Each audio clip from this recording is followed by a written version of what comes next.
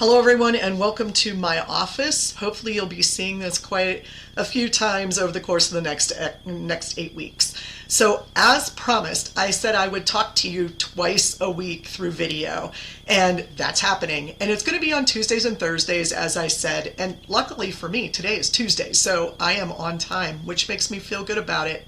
What makes me feel less good about this course right this moment is that we switched over to Brightspace, and I was not an early adopter, not by choice, just, Blackboard was set up already. So I did go in and learn all about Brightspace over the course of the last 2 weeks that I've had off since finishing up our spring semester. And in those 2 weeks, I thought I had it all figured out. And I was told that your textbook would be available to you because I ordered it Streamlined so that you could access it online, so you didn't have to buy this big chunky book for zero reason. And I thought it was just supposed to pop right in there on Brightspace, but apparently that's not the case. So I have spent most of today, because a lot of you emailed me, and thank you for giving me a day to sort of figure this out, but you emailed me and said, hey, wait a minute, where's the textbook? I can't do my work if I don't have the textbook. And you're not wrong. That would be difficult. So I appreciate you letting me know this so that I can go in and fix it. Unfortunately, right this minute, I cannot for the life of me figure out how to get the textbook into the course. I can figure out how to get like a Pearson and Nelson book. I could figure out how to get McGraw-Hill in there, but I cannot for the life of me figure out how to get the textbook that I ordered in there. So what I'm going to do is I'm going to make an announcement here in a few minutes after I'm done recording this. And in that announcement, not only will I include the link to this video, but you should find the textbook information that you need. It is available on Streamlined. So if you are able to use Streamlined, I would encourage that. It is also available on Amazon. It's available for rent. It's available on Kindle. I've got my copy on Kindle. So whatever you want to do, and whatever's cheapest for you, because we're only going to be doing this for 8 weeks, and I'm not an idiot. I know that this book is probably not going to be very useful to you down the line. It is a theory book. It is big. It is written on onion paper. There's a lot of complaints I have about this book. The best compliment I can give it is that it does cure insomnia, so if you have that problem. But the second biggest compliment that I can give it is that it is thorough.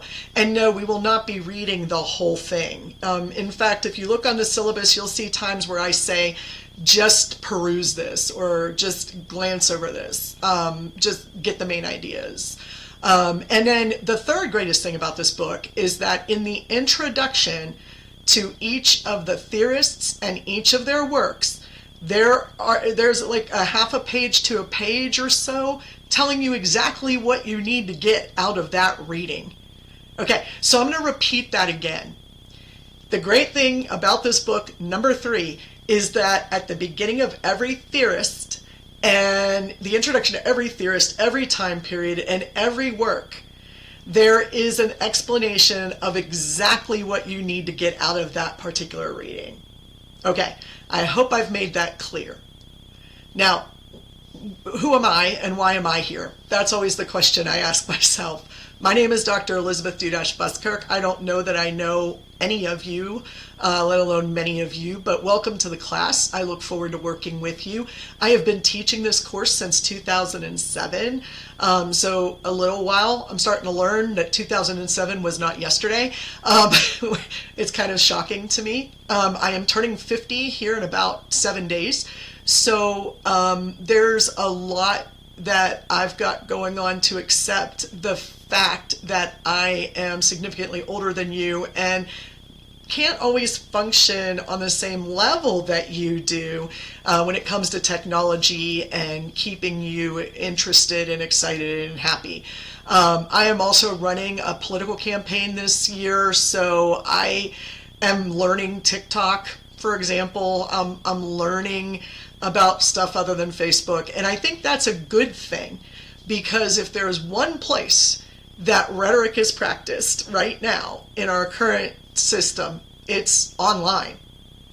So A lot of people put this class off.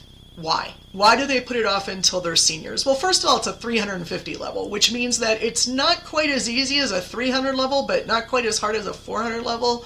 But it is also a capstone course, and what it's supposed to do, hopefully, is help you understand all of the things that you've been taught over your time here at Missouri State in the communication department.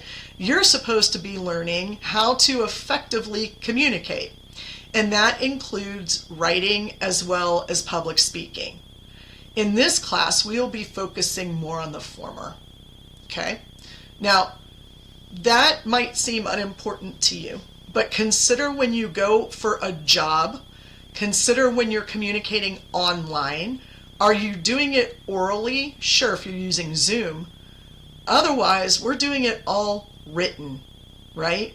So how is it that we can be effective and persuasive in our everyday conversation? Not necessarily, but on a mass influence level. Now, I've put up an assignment for you. I think I put it up. If not, it will be up by the time you see this. That asks you, what has been your understanding of rhetoric over the past, prior to taking this course? What is it that you believe it is? Is it something important? Is it political? Is it empty, flowery speech? Is it prettily written things? What is it to you? And it doesn't matter what it is, because whatever it is, you come by it honestly. I have heard it called so many things. I had a student back in 2010, I'll never forget, her employer said, "What do you mean you need to go to class?" And she said, "It's my rhetoric class. I need to show up so I understand because it's difficult." And he goes, "You're taking a class in lying?" And I'm like, oh, be still my heart. That is awful. Just broken-hearted when people say that. Why? Because there's a lot more to it than that. We are going to be learning about why the term rhetoric and what rhetoric is actually important. This will involve critical thinking, a lot of reading, and some writing on your part. Now, you might be wondering to yourself, what did I get myself into getting a communication degree if I have to take this course? And the answer to that is this. You took COM 209, which was theory, and you took COM 210, which was practice, right? Research methods. Well, what if I told you there was a third way to look at things, theory, and a third way to evaluate communication, practice? That third way is generally called rhetoric. So, we're not quantitative, we're not qualitative, we are in fact rhetorical. We're going to talk about what that means, so don't get too caught up in it for right now. Instead, what I'd like to do is just give you a brief introduction to the definition of rhetoric that we are going to start with. You don't have to agree with it, by the way. It's just that we need some starting point. You need some direction. Where are we coming from in this course? And the good news is that it's not that complicated. The bad news is that the study of rhetoric, or the practice of rhetoric, goes way back before even Plato. So it is old. This is something that we've been doing since the oral tradition started in humankind, okay? So it is important for us to understand that it's about communicating information. It's about persuading people that that information is the good information, the right information, and enough information for you to make good, critically thought out choices. Now, I'm not really good at defining rhetoric, so I always borrow Aristotle's, because we always start with Aristotle sometimes, right? We're not going to start with him in our readings, but we're going to start with his definition of rhetoric. And you should know this, just so you know. The definition of rhetoric, according to Aristotle, is the art or skill of knowing in any instance all the means of persuasion. It's an art or skill of knowing in any particular instance all the means of persuasion. So essentially there's three parts to that definition, and I don't care what order they're in, but you have to have all three parts to get the definition correct. I'm telling you this because I tend to put it on every quiz and every single test that I give. And you might be thinking to yourself right now, Dr. Dudash, that's really stupid, because how are people not going to get it right every single time? And the answer to that question is, I have no idea. But it happens. So if you're not going to get anything else out of this course, I want you to get this definition into your head. The art or skill of knowing, in any particular instance, all of the means of persuasion. Being able to go into a communication experience, particularly in mass influence, right? In public influence. In those two arenas, Aristotle says that understanding rhetoric is necessary. You will not succeed in persuasion if you don't understand it. Okay? So, yeah, you're kind of going to need this stuff, I guess is what I'm trying to say. Now, there are, as I said, some great things about the book that are going to help you get along. It also is a great cure for insomnia, if I haven't said that yet. But it is big, and it is a lot of reading. It's written on what's called onion paper, that super thin paper. There's a lot of stuff. We're not going to read all of it. We're going to read parts of it. Some of it I'm going to tell you to skim through it, okay? That's okay. Trust me when I tell you to do that.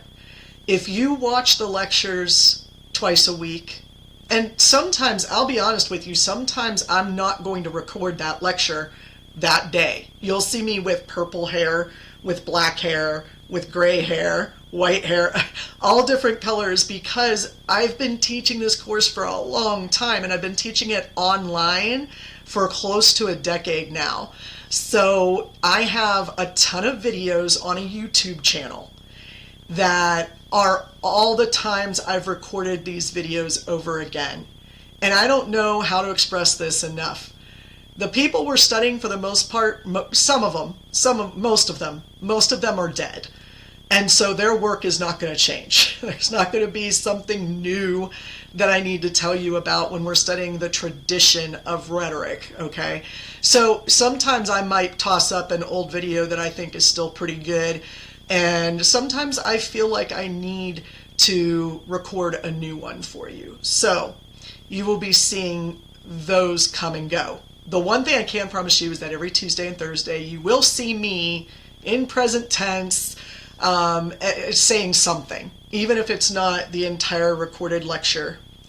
And that leads to something else you need to know about. I do, in fact, have a YouTube page. And that YouTube page is username, and I'll put this in the announcement, KRITIK 1999 and that's all you need. You don't need the at. Sorry about that. It's Critic 1999, Critic spelled with K's. KRITIK 1999. And that YouTube channel has all of my old videos on them, and some of the newer ones from the past semester, because in this past spring I decided to go ahead and redo almost all of them. So, you know, you have access to that. If you want to go on and subscribe to the channel to see when I put up new videos, do that. And you'll get those videos right away. You can also just wait for when I post a link to the YouTube video on your announcement section of Brightspace. So there are several things that you can do outside of what I assign you and give you that doesn't require you to leave your bedroom or get out of your sweatpants or whatever it is that you might need to do. It's all there at your fingertips, and hopefully that's helpful to you. Now, if you say to me, well, Dr. Dudash, I watched this lecture and I watched the new lecture and they're slightly different, I promise you they're not different enough for it to matter when it comes to taking tests and writing papers. So they're not different enough. Just trust me on that. Have some faith. I require far less reading in this course than I used to. The biggest reason for that is because people don't read. So here's what I'm going to do. I'm making a deal with you. I trimmed back the readings substantially. I know it may not look like it, but remember we're doing a 16-week course in 8 weeks, but I've trimmed it back substantially. I took this from 3 exams to 2 exams. I took this from 3 papers to 2 papers. And the reason I did that is because I'm hoping that you will make an agreement with me, that you will do everything you can, make every effort you can to read the textbook. Now remember, at the beginning of each time period, each theorist, there is an introduction that tells you everything that you need to know about what you're going to read. So, I'm just going to put that out there. Just putting it out there. Anyway, your best effort is always appreciated. This class should not be difficult in terms of, oh my goodness, I can't take this exam. Why? Because the exams are going to be put online. They will be up for 3 days. So you could take it at any point in time. They usually take an hour or less. If it takes you a little bit more, it takes you a little bit more. But generally speaking, they are all open note, open lecture, open everything. What am I doing? I'm just trying to see that you either understand the material or you know where to find the answer based on the course. One word of warning. I have had people who have taken my exam and plugged the questions into Google and given me some random answer that pulled up. That's not the right answer. You're not going to get any points for that. Why? Because sometimes they are completely different from the context of your course. For example, the word rhetoric, right? I said it has thousands of definitions and meanings, but it also comes in different contexts. And the context of rhetoric, say, out in the world of entertainment is very different than the concept of rhetoric that we're studying.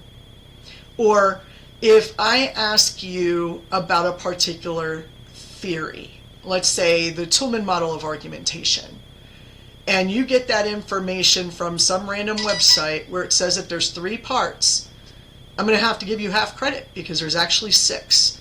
And if you took Miss Walters' classes or Dr. Morris's classes or Miss Stouthart's classes, you will in fact know those answers anyway, and that's fine. I don't need you to cite your sources, but I just want to warn you against simply typing something into Google and hoping that's the right answer. The other thing is the papers. I'm going to be giving you a month for your papers. So paper 1 assignment, pretty easy actually, very straightforward. I'm going to give you very clear directions. Paper 2, I'm going to record a video and put up a written explanation of what that paper should look like and what it should do. And in fact, I'm going to give you the outline for it. So this class can be as easy as plug and play as long as you do your part. And, you know, that's the good news.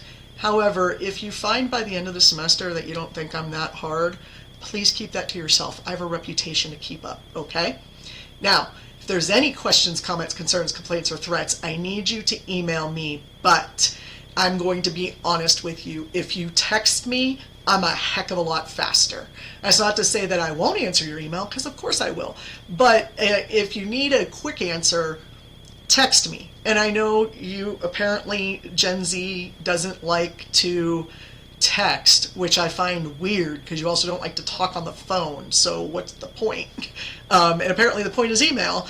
I'm a Gen Xer, guys. I am not a huge fan of email. I think it's impersonal. And I'm, still on Facebook. Like that, let's admit it. So texting seems to be the best sort of agreement I could come to between I don't want to talk to you on the phone and I don't want to email you. So, you guys are on the I don't want to talk to you on the phone. I'm on the I don't want to email you texting, right? So you can feel free to use that. And I do turn my phone off if I am busy or I am sleeping. So have no fear of texting whenever you like. Have no fear of calling whenever you like. and obviously email whenever you need to. All right, everybody, it's a pleasure to meet you. Well, I mean, it's, one way. And hopefully I'll get that book stuff up to you and get that information out to you. I may check in with a few of you to see if you've gotten the book, those of you who have contacted me specifically. And we will get this class rolling. I'm ready if you are. Talk to you Thursday.